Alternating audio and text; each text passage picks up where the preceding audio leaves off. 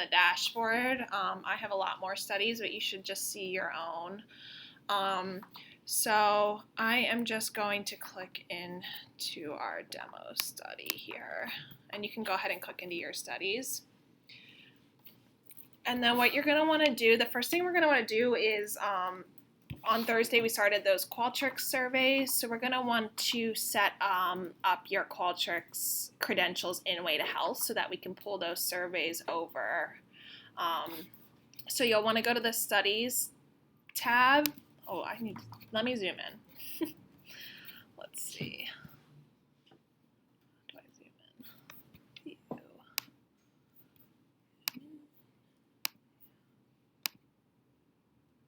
Is that better? Mm-hmm. Okay, cool. Thanks. Okay, so you should see something that says Configure Qualtrics Credentials. You guys have a button that looks like that. So you can go ahead and click that. You can see my name is already attached to this demo study, but yours shouldn't have a username attached to it. Where is that? The surveys? Yep, surveys.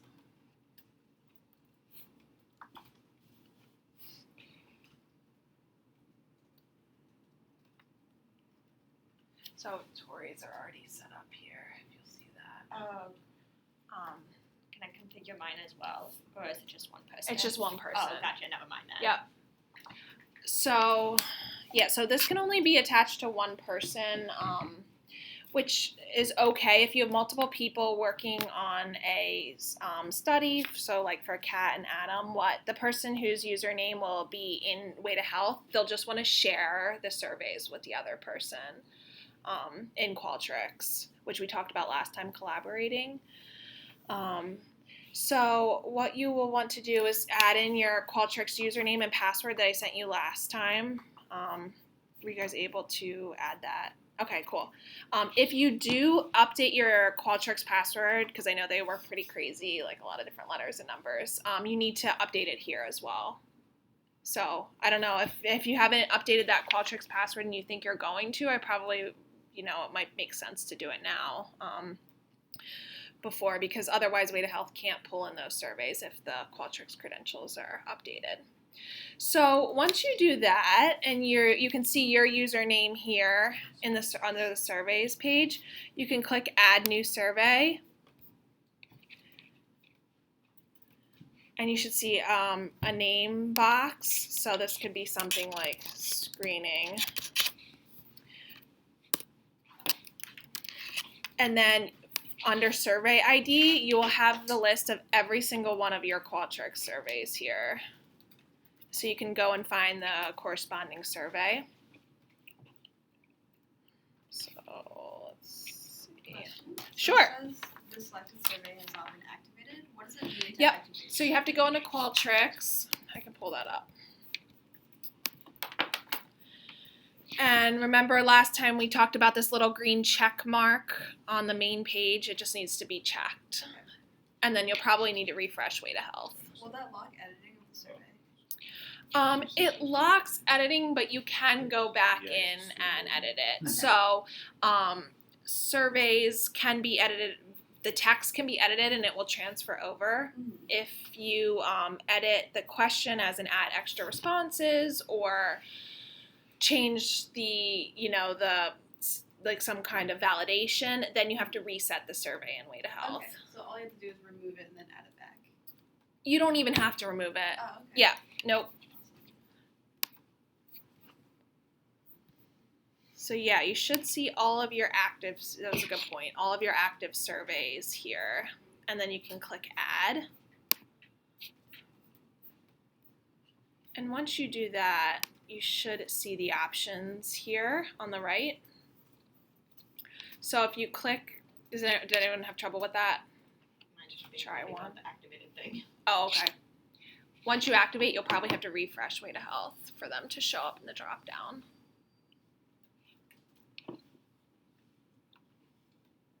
Or I didn't have to click it. I need to refresh the page. You just Oh, you didn't? Oh, great. Cool. So if you see there's some options on the right, if you click the Qualtrics, that will take you to the Qualtrics page and will take you right to the survey.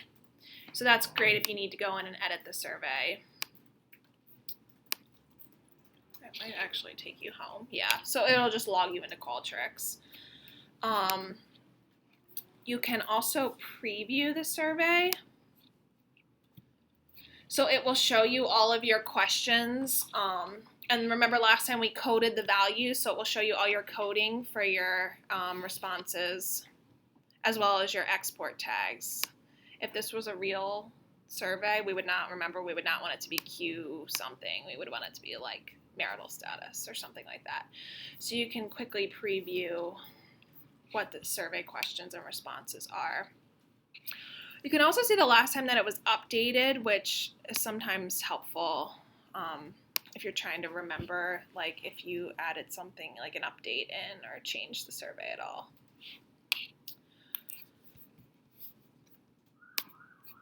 And then I'm just going to go back. And then the reset. So like I said a little bit earlier, and we talked about last time, you have to reset the survey every time you make substantial updates to it. So if you add an extra response, if you add in an extra question, if you change validation in Qualtrics, you have to reset the survey. If you just update text, like you notice a typo, you don't need to reset it. Way to Health will recognize that change. So when this is important, it doesn't matter now. You can reset as much as you want now because the studies aren't live yet and there aren't participants linked. But what happens when you reset it, when you have real participants in the study, is that you essentially lose all the survey responses that are attached to that survey. And they're not actually lost. They're just hidden in Way to Health, but it's kind of scary because it looks like they're all gone. So we can go over this in more detail, but what you'll want to do is just create like a version 2 of that survey. So let's say you have updates to your informed consent and you want to put, you'll just add a version 2. So you'll have informed consent 2016 like you have here, and then you could have do add survey informed consent 2016 V2 and then V3, V4 as many times as you need to. And that way, when you filter and manage data for the responses, you can filter for the old survey and you can filter for the new one, or, you know, depending on how many versions you have. One thing to note about resetting, which is even annoying when you're testing, is if you have feedback built off of the survey, so like a screening survey that would make people ineligible, if there's feedback built off of it saying like, you know, this person has a high blood pressure, so that would make them ineligible, it deletes all the feedback. So you have to go back in and re-add it in. So if your screening is lengthy and it has a lot of feedback, it is a little bit of a pain, but it's not a big deal in testing because it's not going to affect anyone or anything. And again, we'll go back to that. But so yeah, so this is where you'll add your baseline survey, your informed consent, your screening survey, any like midpoint surveys that you guys are going to have, and they'll be all housed here. So if you have some, at least, you know, it'd be helpful if you had your screening and informed consent or baseline here, but if not, they can be added later. So let's keep going and then we can refer back to this. So the next tab that we want to look at is the Devices tab. So this is where you configure the devices that your study is using. So I think a couple of you guys are using Fitbit. Okay. Okay. Yeah, so we won't address that today. And then, is anyone using a goal selection survey? I think you guys might. Are you asking people to select a walking goal? We're doing the baseline from that Okay. 2-week lead, Yep. and then basing the actual number on like the proportion of each individual. Okay, and then are they getting to select like a percentage of how are you guys basically selecting for them? Okay, so you won't have a goal selection survey. Kat and Adam, do you remember if you guys are because I know you're using Fitbit, right? Yeah. Are people selecting goals for their like walking goals or no? Do you remember? I'm trying to remember. I think they might be. Okay. But I'm not entirely sure if it's like Okay. pre-selected that this is how much they're going to walk, or if it's just like the Fitbit does it for them. Okay. Okay. So it might not be it might not be them selecting their own goal. So weirdly, a goal selection is considered a device. So sometimes device can be in the literal sense, like a Fitbit or a medication adherence device. Or if you look at the add new device and you go to the drop down under class, some of the things might not seem like actual devices, and it might seem more like surveys, like this goal selection or the pre-commitment survey. So when we use the term device, I kind of think of that as loosely because it's not always a physical device. Could also be like an SMS receiver or something like that. So for the groups that are doing Fitbit, you can go ahead in and add that if you would like. So you would name it, I just name it Fitbit, and then you would select Fitbit from the drop down, Fitbit pedometer. And what's going to happen is Way to Health is going to like autofill some of the recommended fields for you. So this is basically kind of like the typical scenario when you're using a Fitbit. This is the stuff that you would want to select. For you guys, are you requiring that they authorize the Fitbit in enrollment, or will they do they have the option to authorize it later? Do you know? Have you decided yet? I think it'd be safer at Yeah. enrollment. I think so too. So you'll want to make sure that this first thing is checked. Like the defaults too. And then it'll already default to max because you want to pull in the max number of steps, which makes sense. So if they sync, later in the day, it will pull over the maximum that they've walked. And most of this stuff you don't really need to worry about too much. Way to Health does a good job of telling you what the best options are. I think the big one is that first section, which it should have defaulted for you. And then once you do that, you can just click Add, and you should see it listed. So I'm just going to get rid of this. Oh, okay. Let's refresh. And you should see your device listed under your devices. So I think for you guys, it would just be the Fitbit device showing up there. Yeah. Okay. I'll check about the goal thing. Yeah. I'm not sure whether or not we're doing that. So it would just be if they're selecting their own goal based off of their baseline.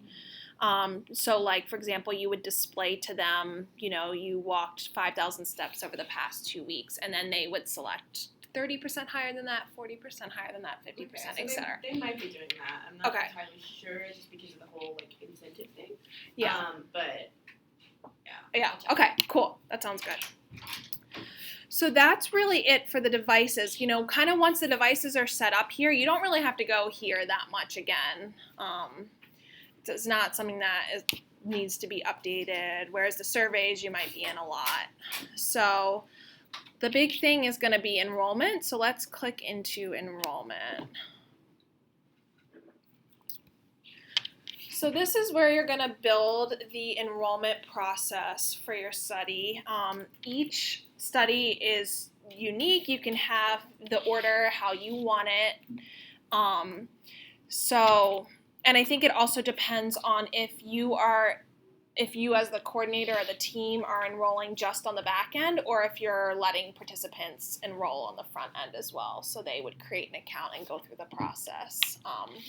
Some of these steps you want to be a little bit more careful with if you're letting them log in and do the process themselves. And you can also do both. A lot of studies do that.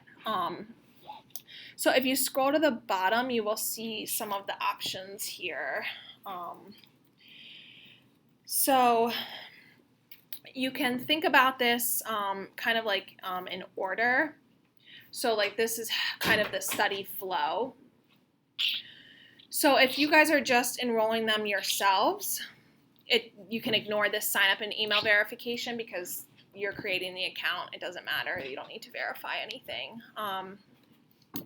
If you are allowing participants to enroll themselves, you definitely want a profile step, which you can add at the bottom. There should be a little button here that says plus profile. I've already added it, so it's already here, because that will force them to fill out their contact information. If you are just, like phone number, email address, that kind of stuff. If you are just enrolling them on the back end, you don't need to have a profile step because you will fill in that information when you create their account. So I think it really depends on if you're enrolling people yourself or letting them enroll. So if you're going to let people enroll themselves, I would go ahead and just add that in now, and it can always be removed. And that's usually one of the first steps, is just getting their contact information. So typically the next step would be the informed consent. And this is actually considered a survey. So because remember we built that in Qualtrics, the informed consent. So what you would do is you would go down to survey. And once you do that, you will see your surveys that you added to that survey page listed here. So as you can see, I can see there, there's my informed consent survey. So I would select that and I would name it.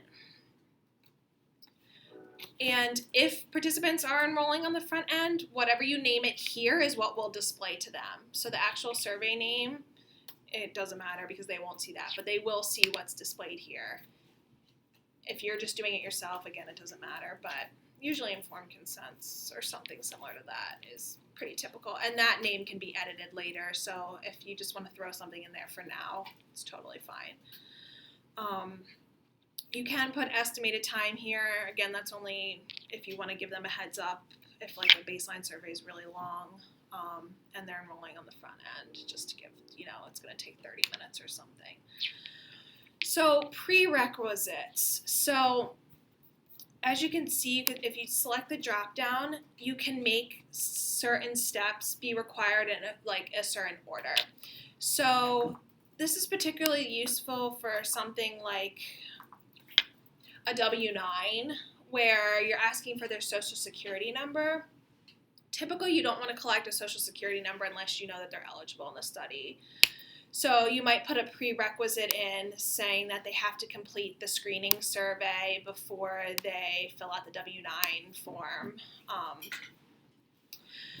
And you'll see that here. It will label what the prerequisite is, and then when they're in their account, basically the step will be locked until they complete the step that you link the prerequisite to. So here you can see that the informed consent will not open until the participant completes the profile. And then as we go along. So the baseline survey will not open until they say yes, they want to participate. Prerequisites aren't required if you're just doing it yourself,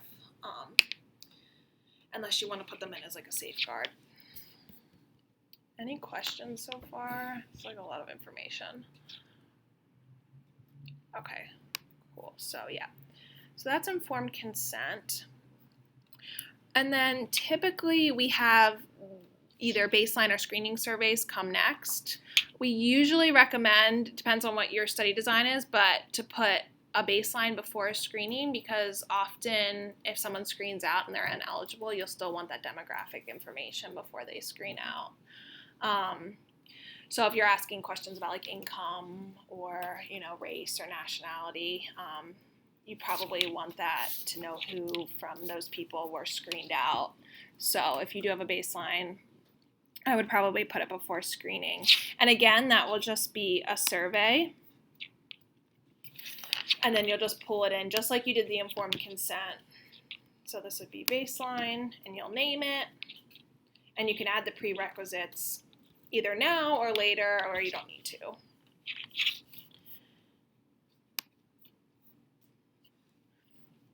And then the W-9.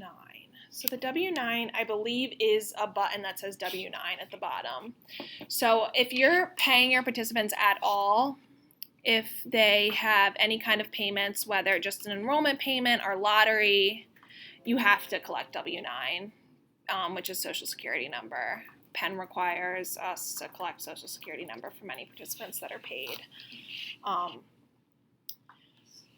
Yeah, go ahead. I noticed that one of the prerequisites for the W-9 is the screening survey. Mm-hmm. How do you configure that in Qualtrics so that like a certain outcome will allow them to advance? Yep, so we'll go through that after. Okay. Yep, good question. We're going to do that in a minute, and that's going to be in the feedback section. So you actually do the eligibility criteria in Way to Health, not Qualtrics. Okay. Yep. And then here we are requiring the Fitbit to be authorized for them to move forward. So, for example, this would be a device authorization step. So you would add that in. And then I would just say Fitbit authorization.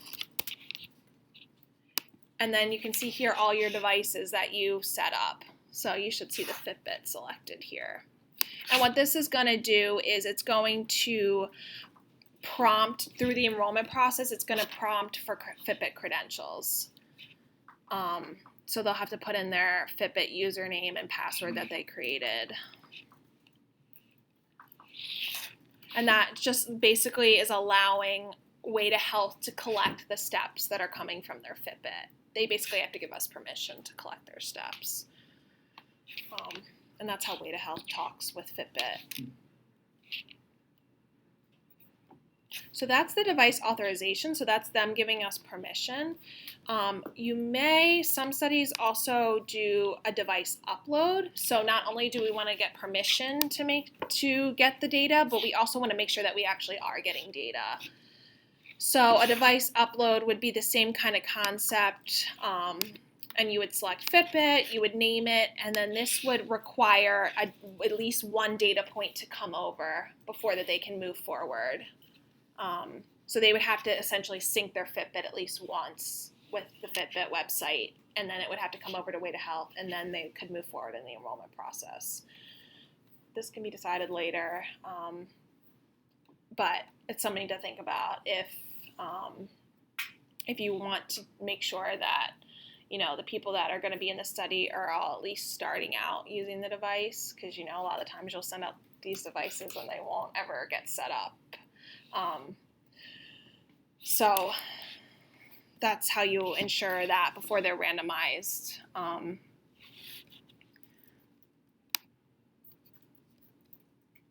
And then let's see, what else? Enrollment block. So this is mostly if you're allowing participants to enroll on the front end. So if they're enrolling themselves, you can add an enrollment block that will basically block them from moving forward until you do something. So let's say you want to confirm an LDL and make sure that they're, if you have to go into Epic or go into, some database to make sure that their LDL is eligible, you can put a block here and it will basically pause the participant from moving forward in enrollment until you go in. So let's just do test. So I'm going to add in this enrollment block.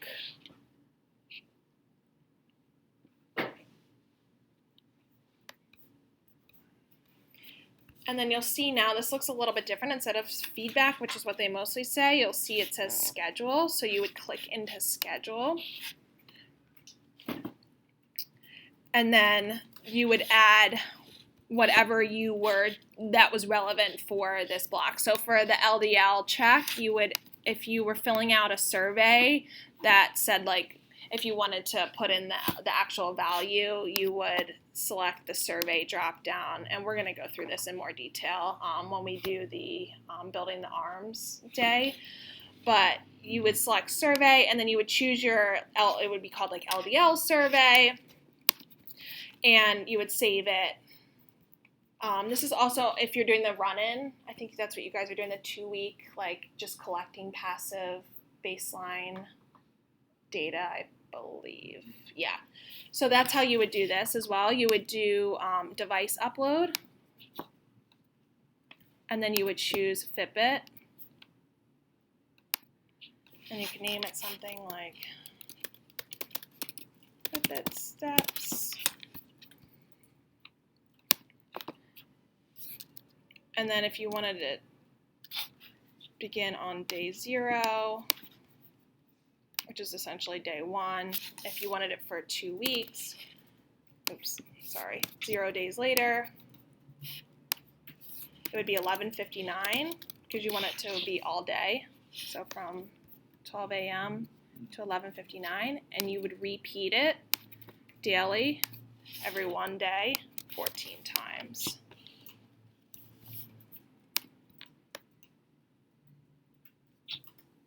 And then you'll see once you save it that every day we can now collect Fitbit data from that participant, and it will attach. And that's what's going to be used to calculate that baseline that you're then going to make their goal on, or wait, else going to make their goal on. So again, that's considered an enrollment block. So it's not going to let them move forward until all 14 of these days are completed. And I mean completed in the sense that the 14 days have passed. They may or may not upload data or have data for all 14 of those days. So going back to enrollment, that's an enrollment block. So it can be like a device upload. It can be a survey that you fill out on the back end, just confirming that they're eligible. Again, there's other options that if you need it, we can explore that as well. There's also an enrollment pause, which is like similar, but a little bit more casual in that it blocks them again, but as the coordinator or the study team, you can go in and just click unpause in the participant's profile, and it allows them to move forward. So it's not like you need to upload data or fill out a survey or anything. It just pauses. They're going to see this. It's going to be essentially the same experience from the participant point of view as an enrollment block, but there's not actually anything linked to it. It's just pausing them. And then I think that's the only options for enrollment. There are ARM-specific steps, so you should see this here. Actually, I don't know if you do because you probably don't have study ARMs set up yet. But You don't have that button. okay. So once you have the ARMs created, so you'll see I just created a control and an intervention. If you wanted to have something just happen to the control or the intervention, you can go in and do that here after they're randomized. So an example of that would be is if you're sending Fitbits to just intervention people and you want to get that 2-week baseline, you could add that 2-week baseline run-in period here. So it's kind of like a mini enrollment just for the intervention arm.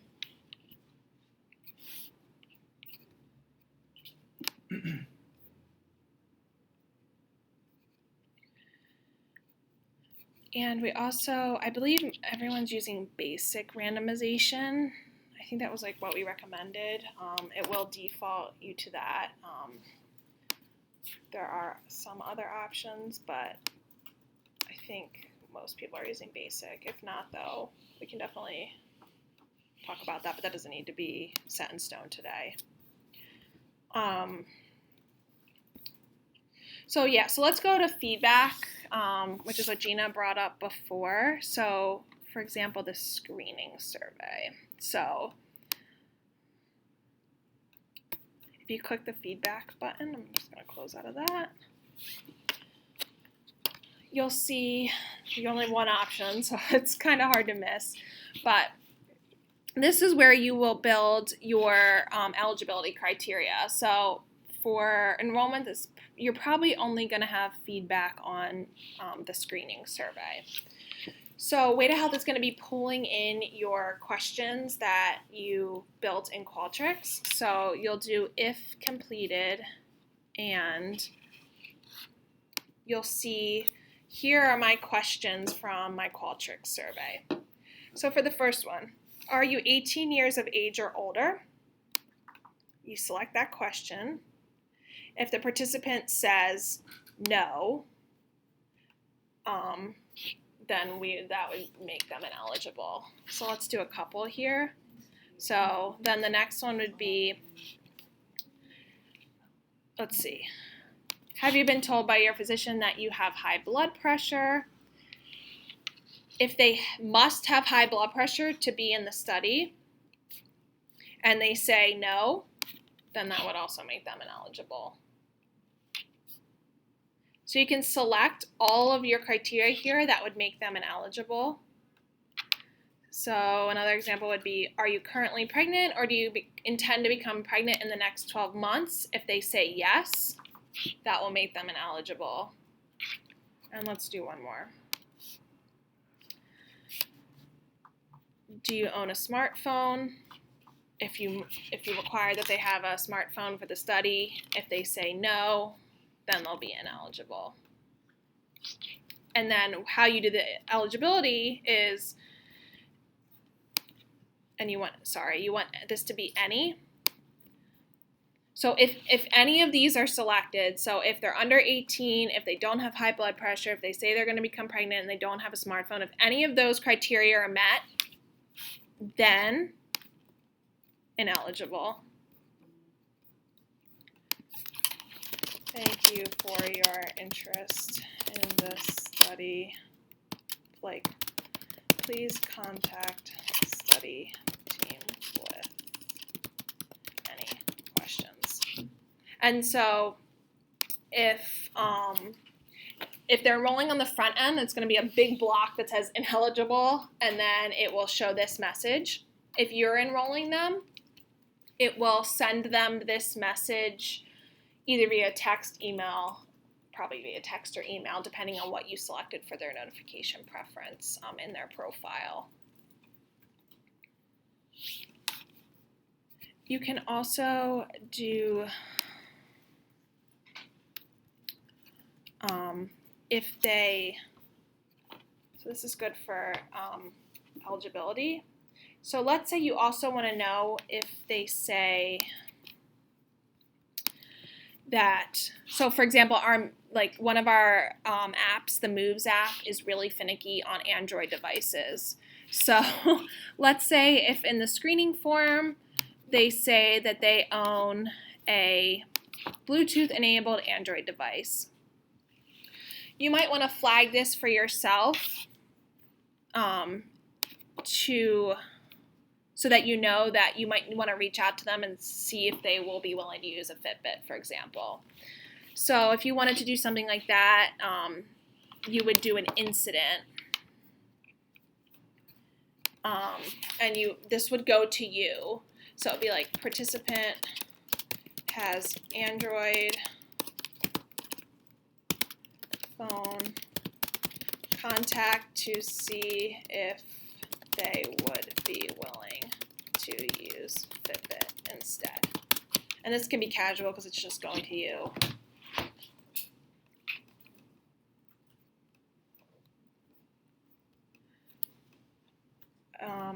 Okay. Then you could also send them a message, the participant a message. So if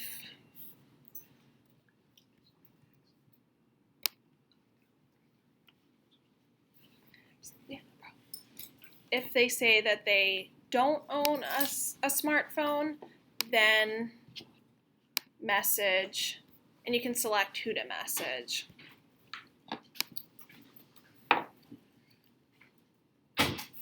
So you could message the participant and say, like, are you sure? Or something like that, if you wanted to message them.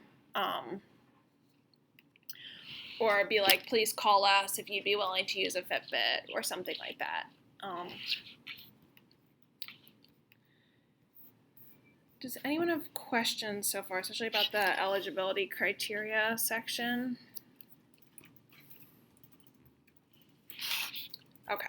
Am I able to see it because Tori already configured the Yes, you should be able to. So let's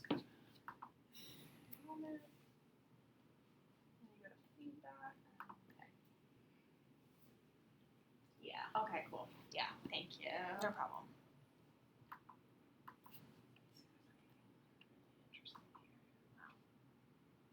So yeah. Yeah.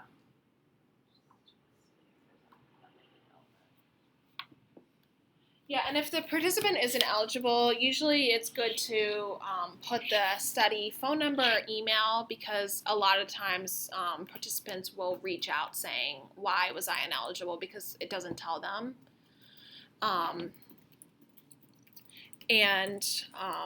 So that's one thing that's helpful. That way they have some way to reach out.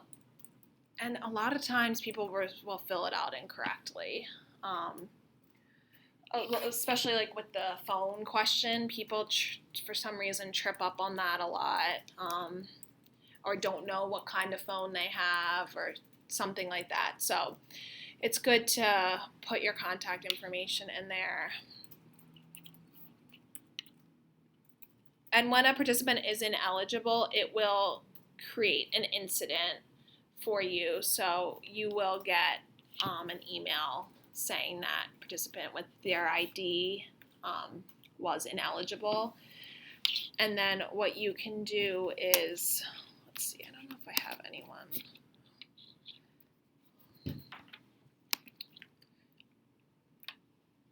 You'll be able to go into the participant's profile and you'll see all the enrollment steps that you built, except now it's going to be at the participant level. And you'll be able to actually see what their responses are in details. So you'll be able to know based on your coding that you put in, like let's say this were a 2, then you would say, they said they were under 18, that's what made them ineligible. So if we did fill out incorrectly, Mhm. is there a way for us to edit the values they gave? Yeah. I think I have to give you guys project manager credentials in order to do that, which I can do. But what you'll do is you'll go to manage data and you'll filter for screening survey.